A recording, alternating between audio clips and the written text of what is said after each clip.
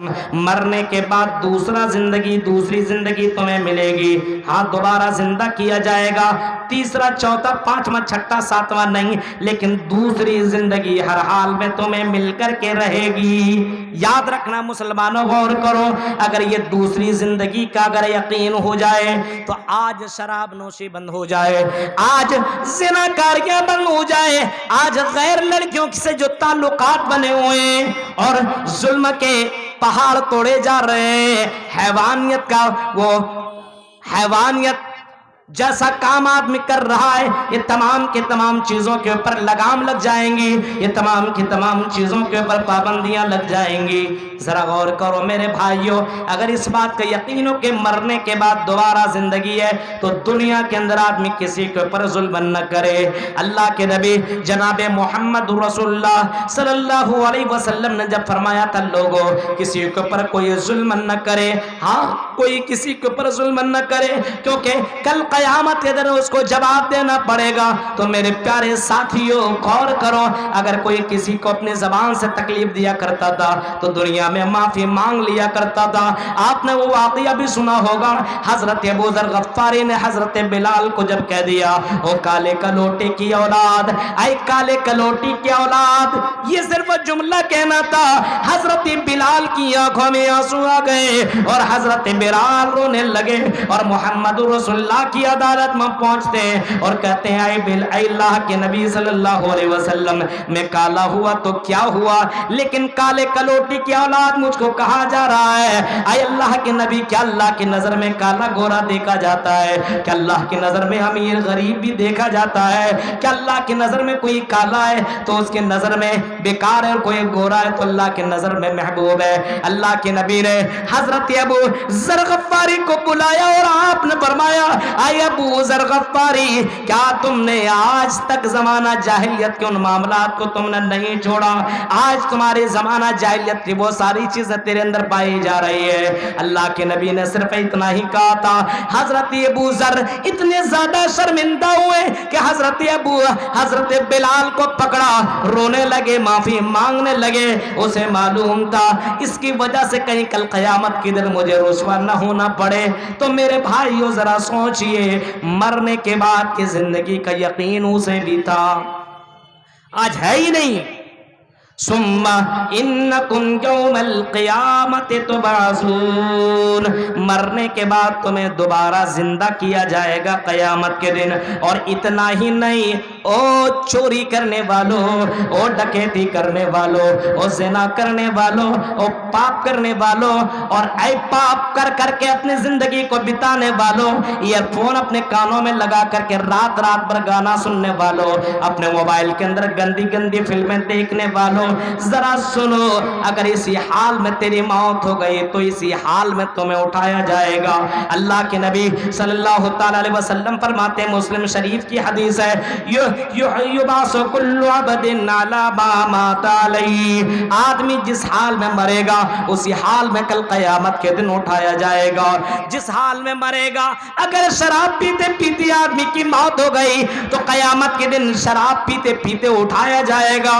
اگر زنا کرتے کرتے کسی لڑکی کے ساتھ اگر سیکس کر رہا ہے اور اسی حال میں اس کی موت ہو گئی, موت کی کوئی گارنٹی نہیں, کب مر جائے انسان کی کوئی گارنٹی نہیں. آپ نے ابھی سعودی عربیہ کے اندر آپ نے دیکھا, اور اسی طرح دوسرے ملکوں کا واقعہ ہے. ایک بہت بڑے عالم تھے پاکستان کے, تقریر کرتے کرتے انتقال کر گئے. ایک عالم کو میں نے دیکھا نماز پڑھتے پڑھتے انتقال کر گئے. میرے بھائیوں, زندگی کی کوئی گارنٹی نہیں ہے. یبعث کل عبد علی ما مات علیہ, جس حال میں آدمی مرے گا اسی حال میں اٹھایا جائے گا.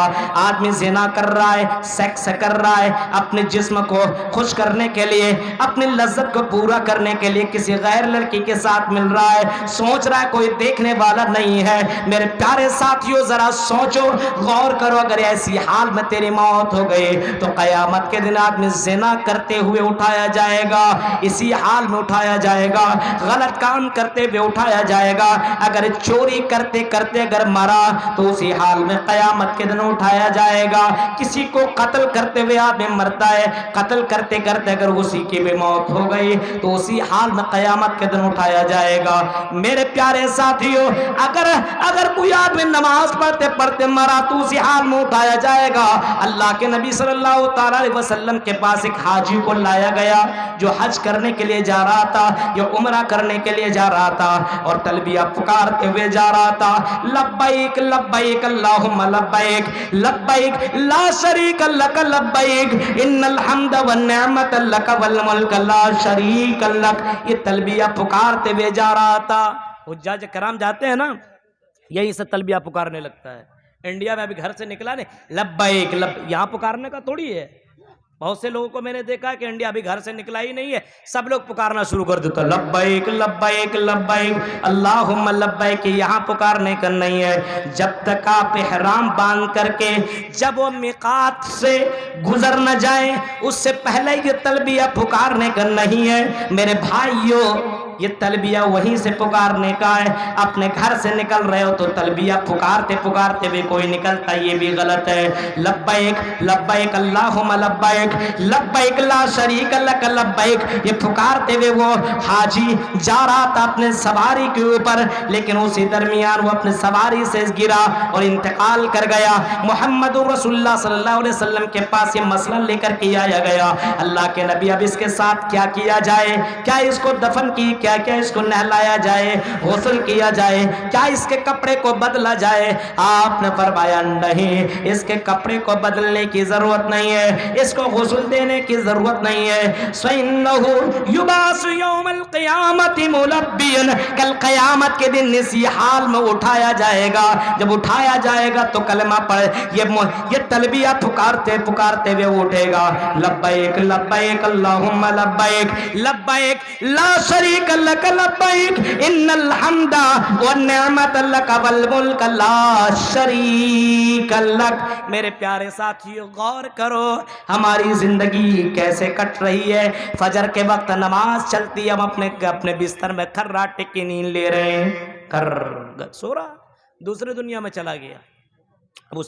اسی حال میں موت ہو گئی تو نماز چھوڑتے ہوئے تیری موت ہو رہی ہے۔ دیکھ رہے ہیں آپ، ان باتوں کے اوپر یقین کرنا ضروری ہے۔ مرے گا تو ضرور، لیکن اٹھایا جائے گا جس حال میں مر رہا۔ کتنے لوگ ہیں کسی سے پوچھو نماز پڑھنے کے لیے، مولوی صاحب ناپاک ہوں، ناپاک ہو، اب بتائیے اسی حال میں مر گیا تو ناپاکی کی حالت میں اٹھے گا؟ غور کیجئے، آپ سوچئے، بے نمازی کی حالت میں اٹھایا جائے گا، بے نمازی کی حالت میں اسی حال میں اس کو اٹھایا جائے گا۔ ذرا سوچئے، تصور کیجئے، چہرے پہ داڑھی نہیں، بہت سی لڑکیاں اپنے بال میک اپ کر کے جا رہی ہے، اور بہت سے لڑکوں کو میں نے دیکھا ہے، اور بہت سے گاڑی چلانے والے ڈرائیور اور بہت سے ماروتی کار رکھنے والے لوگوں کو میں نے دیکھا ہے، راستے میں چلتے بھجپوری گانا لگا ڈچم ڈچم چل رہا ہے مزے سے۔ اگر اسی دوران کوئی گاڑی سامنے سے آئی، آپ اچھے سے چل رہے ہو اور آپ کی گاڑی ایکسیڈنٹ کر گئی، آپ مر گئے، تو اسی حال میں اٹھائے جاؤ گے گانا سنتے سنتے۔ یبعث کل عبد علی ما مات علیہ، مسلم شریف کی حدیث ہے، اللہ کے نبی صلی اللہ علیہ وسلم فرماتے جس حال میں آدمی مرے گا اسی حال میں اٹھایا جائے گا۔ غور کرو میرے بھائیو، تصور کرو، سوچو، آج ہماری یہ نسل، آج ہمارا یہ سماج، آج ہماری یہ سوسائٹی کہاں سے کہاں جا رہی ہے۔ اس سماج کو کیسے سدھارا جائے، اس سماج کو کیسے ان برائیوں سے روکا جائے، بس ایک ہی وجہ ہے اور ایک ہی راستہ، وہ یہ ہے کہ مرنے کے بعد کی زندگی کے اوپر یقین کر لو کہ اللہ کی یہاں جا کر کے اپنی زندگی کا جواب دینا ہے۔ اگر یہ یقین ہو جائے تو برائی نہ ہو۔ ابھی آپ نے وہ دیکھا نا، ابھی ٹی وی کے اوپر چل رہا ہے آفتاب اور شدھا والا معاملہ، دیکھا آپ نے؟ نام ہے آفتاب، اور ٹی وی چینل والے کے سامنے اگر مسلمان کا نام آ جائے نا تو اپنے باپ کا بھی اتنا نام نہیں لیا ہوگا جتنا نام مسلمان کا لیتا ہے۔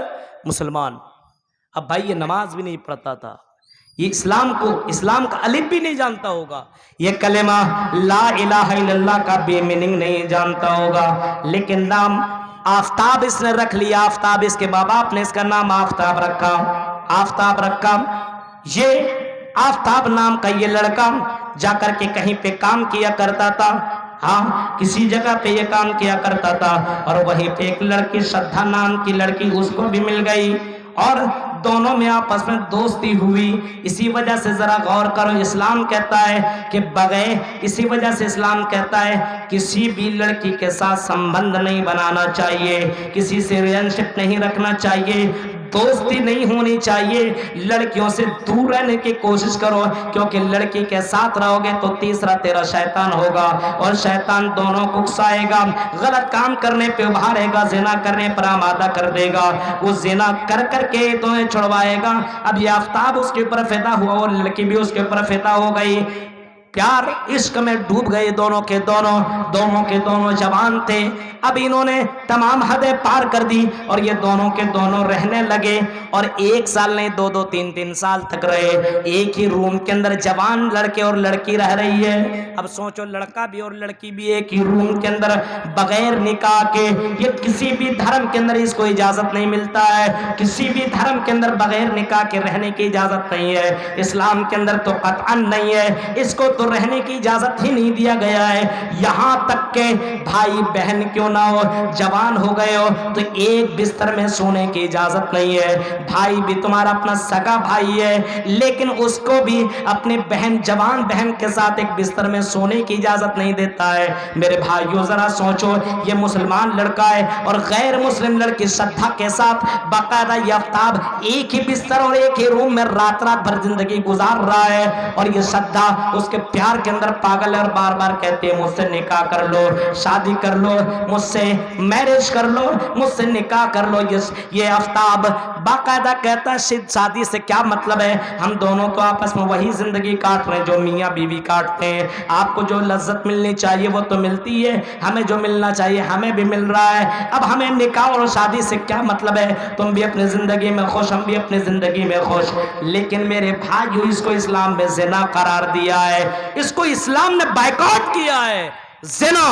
और आपको मालूम है इसकी सजा भी इस्लाम ने बताई है, सजा भी बताई है कि मरने के बाद जो ऐसा करेगा उसको एक ऐसे संदूक और ऐसे बड़े पतीले संदूक के अंदर बंद कर दिया जाएगा जिसके अंदर आग जलती रहेगी और दोनों के दोनों नंगे होंगे और उसके अंदर आग ही आग होगा और दोनों के दोनों जलेंगे जहन्नम के अंदर। मेरे भाई को जरा सोच के, ये मंजर भी जनाब मोहम्मद रसूलुल्लाह ने बताया है कि जब मैंने देखा जहन्नम को तो मैंने ऐसे लड़का और लड़की को पाया जो एक ही संदूक के अंदर, पिंजरे के अंदर बंद है और पूरा का पूरा संदूक आग से भरा हुआ है और लड़का लड़की दोनों के दोनों नंगे हैं। जिब्राइल अमीन से पूछा गया ये कौन है, जवाब में कहा ये वो लोग हैं जो दुनिया में ज़िना किया करते। सोचिए आप, अब दुनिया के अंदर ये सब काम हो रहा है।